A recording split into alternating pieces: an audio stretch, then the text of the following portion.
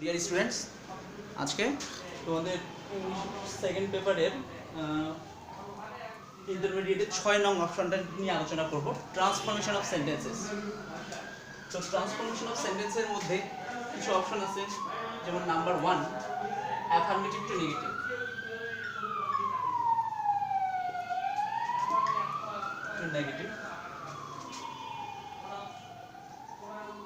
Number 2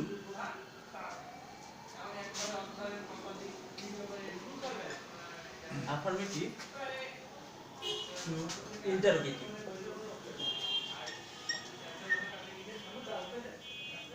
তারপর number 3 affirmative to exclamatory,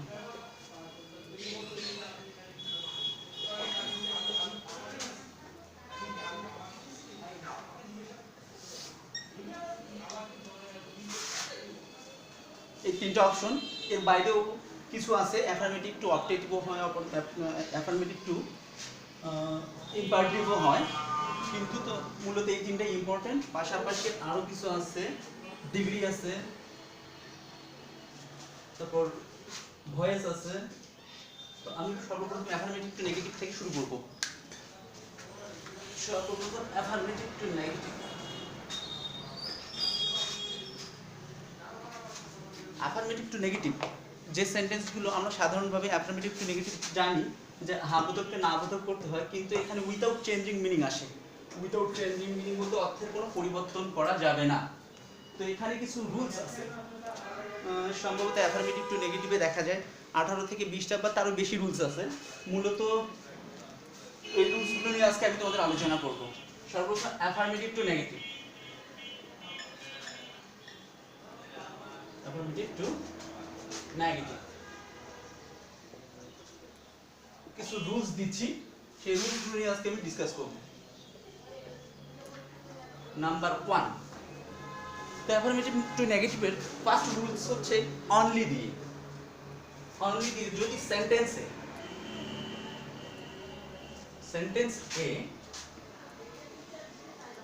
only থাকে তখন কি করতে হয় এটা নিয়ে।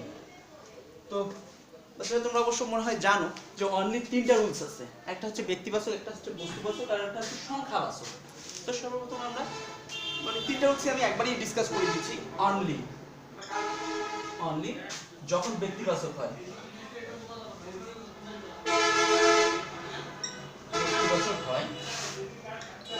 অনলি যখন ব্যক্তিবাচক হয় এর স্থানে কিন্তু নান বার্ড হয়। অ্যাজ এক্সাম্পল, একটা এক্সাম্পল দিচ্ছি। Suppose only Allah can save us, শুধুমাত্র আল্লাহই আমাদেরকে রক্ষা করতে পারে। তো আমি আগে বলে দিছি অনলির জায়গায় কি বসবে, যখন ব্যক্তিবাচক হয় তখন অনলির জায়গায় নান বার্ড বসাতে হবে।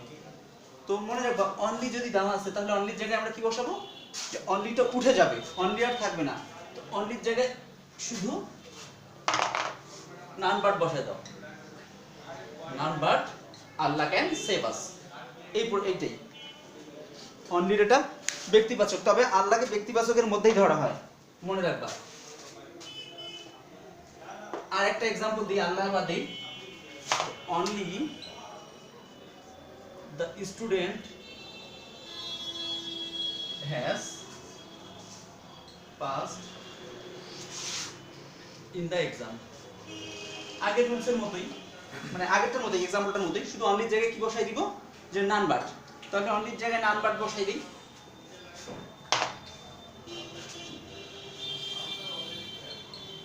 নান but the student has passed in the exam, একবারই সেম। তার মানে দা স্টুডেন্ট এবং আল্লাহ এটা কিন্তু ব্যক্তিবাচকের মধ্যেই ধরতে হবে।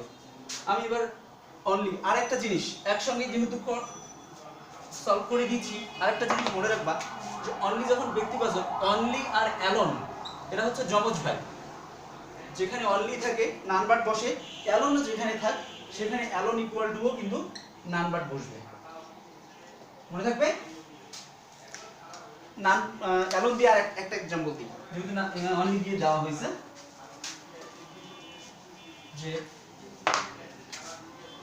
যে Mister Rahim alone lives in the house. কিছুক্ষণ আগে আমি একটা জিনিস দেখছি যে অনলিটা কিন্তু সামনে বসে, মনে রাখবা যে অ্যালনটা কিন্তু সামনে বসে না, অ্যালনটা মাঝখানেই বসে। তো অ্যালন কোথায় বসে বসুক, অ্যালন নিয়ে কোনো চিন্তা নাই। অনলি যেখানে মন সামনে বসছিল, অ্যালনটা যেখানেই থাক না কেন, অনলির ক্ষেত্রে যেমন নাম্বারটা প্রথমে বসছিল, অ্যালন কোথায় থাকে থাক, অ্যালন সমান সমান নাম্বার, এটাও কিন্তু প্রথমেই বসবে, প্রথমেই বসবে। একটা এক্সাম্পল দিলে মাথায় ঢুকবে। এখন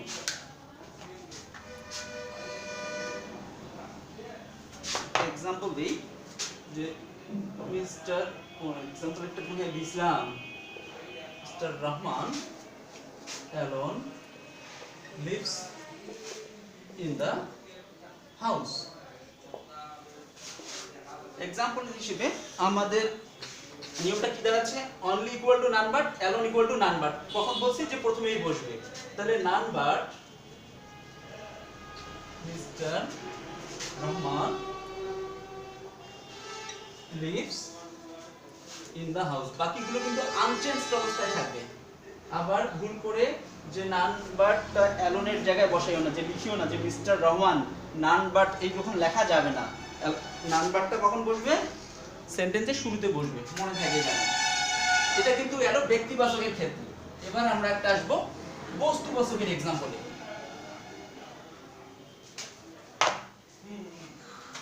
যে হি bought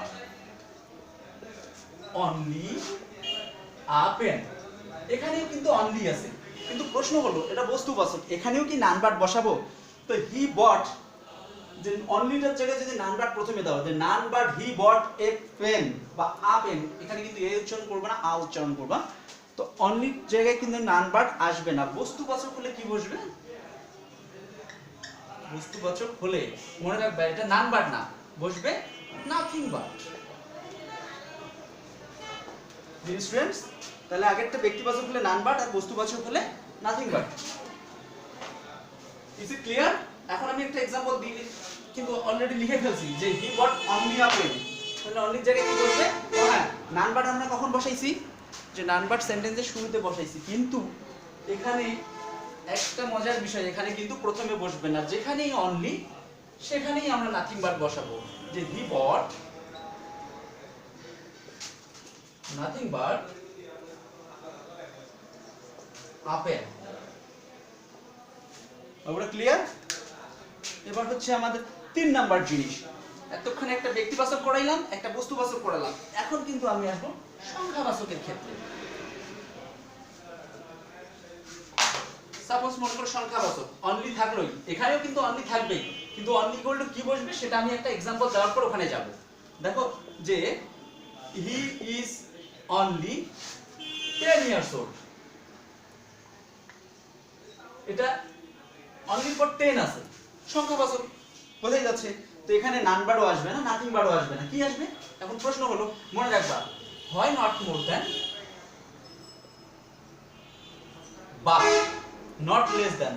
এখন প্রশ্ন হলো কখন কোনটা বসাবো? এখন উত্তর হলো যে not more than, not less than, তোমার যা মন চায় বসাবা, কোনো সমস্যা নেই,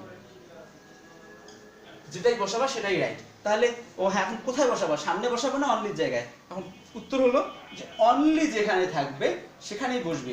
শুধু ব্যক্তিবাচকের ক্ষেত্রে প্রথমে বসবে, এবং বস্তুবাচক এবং সংখ্যার ক্ষেত্রে যেখানে অনলি থাকবে অনলিটা উঠে গিয়ে সেই জায়গায় বসাই দিবা। এটা ভ্যানিশ করে দিবা, ভ্যানিশ করে দিয়ে দেখো নট মোর দ্যান দিব না নট লেস দ্যান দিব, তো সেটা তোমার ব্যাপার।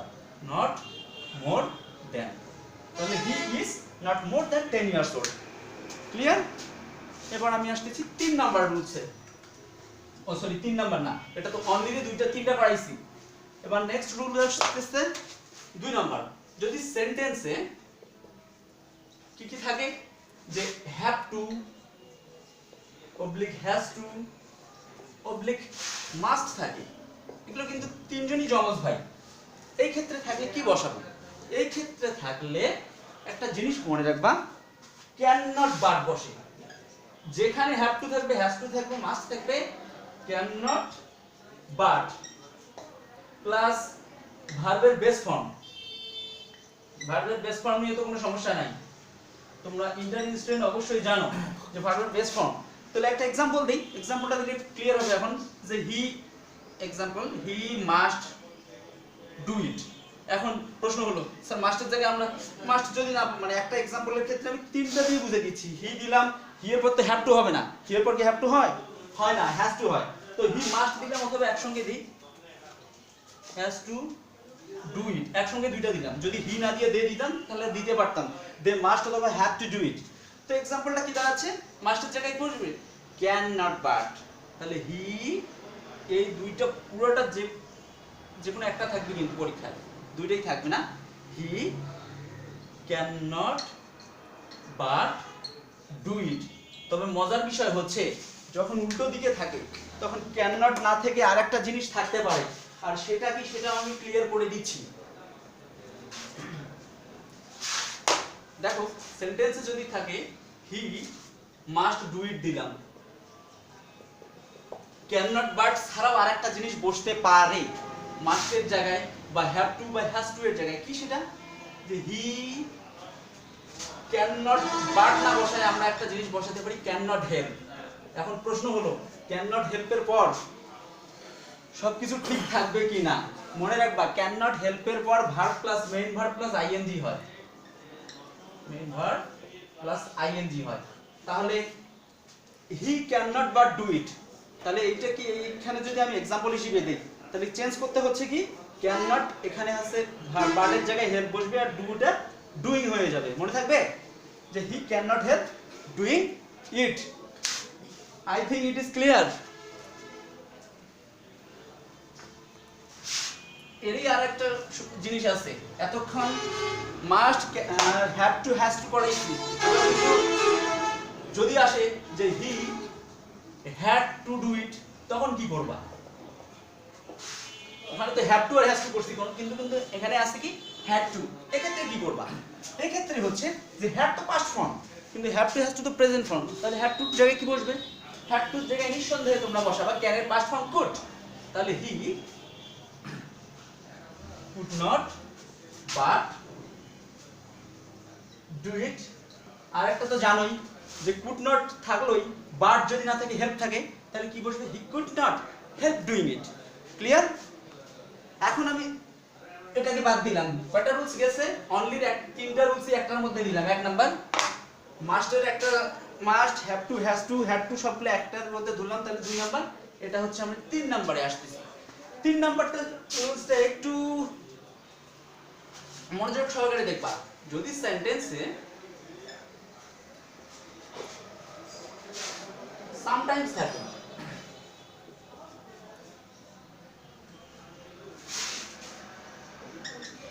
সামটাইমস থাকলে মনে রাখবা সামটাইমসটা উঠে যায়। সামটাইমস সমান সমান সাবজেক্ট থাকবে plus auxiliary verb plus not plus always plus বাকি অংশ বসে, এইটুকু মনে রাখবা। তো আমি একটা एग्जांपल দিই, एग्जांपल দিলে তোমাদের বেশি ক্লিয়ার হবে। মনে রাখবা যে হি সামটাইমস ভিজিটস, একটা জিনিস যে হি এর পর কি থাকে সামটাইমস, অফেন, রেগুলারলি, ইউজুয়ালি যেই থাক না কেন এগুলো কিন্তু অ্যাডভার্ব। অ্যাডভার্বের পর যে প্রশ্ন থাকতে পারে যে হি এর পর এখানে ভিজিটস বসে কিন্তু সামটাইমস এর পর বসবে কি না। মনে রাখবা যে অ্যাডভার্বের পর ভার্বের সঙ্গে এস বাই এস বসতেই পারে, সাবজেক্ট যদি থার্ড পারসন সিঙ্গুলার নাম্বার হয়, এটা নিয়ে কোনো যেন দ্বিধা না থাকে। তো হি সামটাইমস ভিজিটস হিজ রিলেটিভস, মানে কি যে সে প্রায় তার আত্মীয়র বাড়ি কি করে? ভিজিট করতে যায়, ঘুরতে যায়। তো ভিজিট হিজ রিলেটিভস। তো উপরে एग्जांपलটা দিয়ে দিছি যে কি বসবে, एग्जांपलটা না রুলস অনুযায়ী দিয়ে দিছি, বসাও সাবজেক্ট, সাবজেক্টে হি আছে। সামটাইমস এর জায়গায় কিন্তু বলে দিছি যে সামটাইমস থাকলে এটা কিন্তু সামটাইমসটা উঠে যাবে, সামটাইমস কিন্তু আর থাকবে না। তো সামটাইমস এর জায়গায় এস বাই এস আছে, তাহলে কি বসবে? অক্সিলারি ভার্ব তো am is আর কোনো কিছুই নাই, am is are was, were, can, could, shall, should, may, might এগুলো আছে নাই। তো এস বাই এস থাকলে অবশ্যই নিঃসন্দেহে কি বসাবো? ডাজ। তো ডাজ এর সঙ্গে যদি ডাজন্ট বসাই, হি ডাজন্ট, ওই যে বলে দিছি auxiliary verb plus not, he doesn't, তাহলে অলওয়েজ হি ডাজন্ট অলওয়েজ। তাহলে ভিজিটটা যখন আমি বসাবো ভিজিটটা কিন্তু ভিজিট স্যার কিন্তু বসবে না, হি ডাজন্ট অলওয়েজ, তাহলে কি হবে ভিজিট হিজ রিলেটিভস, মনে থাকবে he doesn't always visit his relatives, এখানে কিন্তু ভিজিটস বসাবা না, মনে থাকবে। এবার আমি আসছি 4 নাম্বার রুলসে।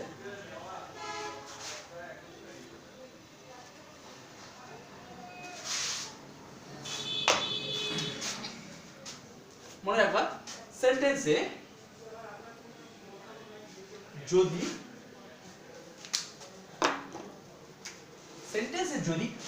এভরি দিয়ে একটা করাচ্ছি, এভরি, তো এভরিবডি এভরিওয়ান থাকে না, এভরি এর পর যদি প্রোনাউন থাকে, এভরি এর পর যদি বডি থাকে, সাপোজ এভরিবডি থাকে না, এরপর যদি বডি থাকে তাহলে কি বসে? এখানে একটা মজার বিষয় দেখো যে এভরি এর পর যদি বডি থাকে, এই ক্ষেত্রে নেগেটিভ করার সময় একটা एग्जांपल দেই যে এভরিবডি লাইকস হিম, এটা রুলস কিন্তু দুইটা, একটা एग्जांपल দিলাম কেন দেখো যে এভরিবডি লাইকস হিম, লাইকের কিন্তু বিপরীত শব্দ বসে, যদি বিপরীত শব্দ থাকে আর বিপরীত শব্দ না থাকে, আর এভরিবডি উইল গো দেয়ার, তো দুইটা এখানে কিন্তু লাইকের বিপরীত শব্দ আছে, আসলে না? লাইকের বিপরীত শব্দ কি? যে লাইকের বিপরীত শব্দ হেডও দিতে পারো, ডিসলাইকও দিতে পারো, তো এখানে লাইকের বিপরীত শব্দ সরাসরি হেড দাও, এভরিবডি উইল গো দেয়ার, এটার বিপরীত কোনো শব্দ নাই, আর লাইকের বিপরীত শব্দ আছে, এভরিবডি এর পর যদি বডি থাকে, এভরি এর পর এবং অ্যাডজেক্টিভের বিপরীত শব্দ থাকে, বিপরীত থাকে তখন কি করব? দেখো তখন এভরিবডিটা সরাসরি এভরি কিন্তু বিপরীত শব্দ বসাই দিবা নো বডি। আর একটা জিনিস, লাইকের বিপরীত শব্দ কি? হেট, তাহলে নোবডি হেটস হিম, সরাসরি বসানো যায় না, এভরিবডি লাইকস হিম আর নোবডি হেটস হিম, কিন্তু নিচেরটাতে দেখো এভরিবডি উইল গো দেয়ার, এর কোনো বিপরীত শব্দ নাই, এখন কি করবা? এটা কি না করে আসবা? যেটা যে বিপরীত শব্দ নাই, এই ক্ষেত্রে একটু ব্যতিক্রম আছে, দেখো এভরিবডি, আমরা সেন্টেন্সটা আবার লিখতেছি এভরিবডি উইল গো দেয়ার, যখন বিপরীত শব্দ থাকবে না তখন জিনিসটা একটু চালাকি করবা, তখন ইজ দিয়ে করবা, ইজটা পরে দিবা, এটা ইন্টারোগেটিভের ক্ষেত্রে দেয়ার দিয়ে করবা, দেয়ার ইজ, এভরিবডিটা কিছুক্ষণ আগে কি করছি? নোবডি করছি, তাহলে দেয়ার ইজ নোবডি দিবা, এই নোবডির পর কি করবা? একটা বার্ড বসাবা, বার্ড দিয়ে বাকি অংশ বসাই দিবা, সেন্টেন্স উইল বি কারেক্ট, কিন্তু there is nobody but will go there, বুঝতে পারছো যে there is nobody but will go there. এখন এটা গেছে দেয়ার এভরি পর যদি বডি থাকে, কিন্তু যদি এভরি পর আর একটা জিনিস আছে, এভরি পর মাঝে মাঝে নাউন বসে না, suppose every man likes him, আগেরটার মতই, বা every student has passed in the exam, এই ক্ষেত্রে কি করবা? এই ক্ষেত্রে এভরি ম্যানের জায়গায় না হয় সরাসরি বসাইলা যে নো ম্যান, লাইকটা কি ওই আগের মতই, নো ম্যান হেটস হিম, এভরি স্টুডেন্টের জায়গায় কি দিবা? নো স্টুডেন্ট, এটাও কিন্তু বিপরীত শব্দ সরাসরি করা যায়, নো স্টুডেন্ট হ্যাজ, পাস্টের বিপরীত শব্দ কি? Failed, no student has failed in the exam, কিন্তু যদি তোমাদের মনে না থাকে যে বিপরীত শব্দ আমার জানা নেই, তখন কি করবা? তখন একটা সহজ সূত্র দেখো, দেয়ার ইজ নো স্টুডেন্ট,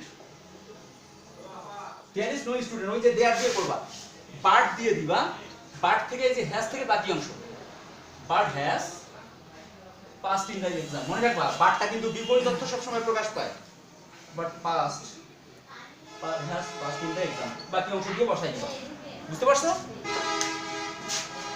এখন এভরি পর ব্যক্তি গেছে, এভরি পর গেছে বডি গেছে, কিন্তু এভরি পর বস্তুও বসে, দেখবা এভরি রোজ, রোজ মানে গোলাপ, হ্যাজ এ থর্ন মানে কি যে প্রত্যেকটা গোলাপেরই কাঁটা আছে না? তো এই ক্ষেত্রে কি করবা? এই ক্ষেত্রে every rose has a thorn এখানে একটু দিয়ে দিবা যে there is no rose, no রোজ।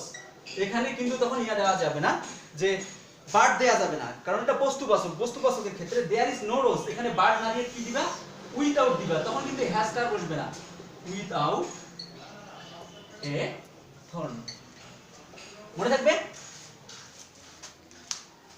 ওকে, আজকে ক্লাস এ পর্যন্তই। Thank you.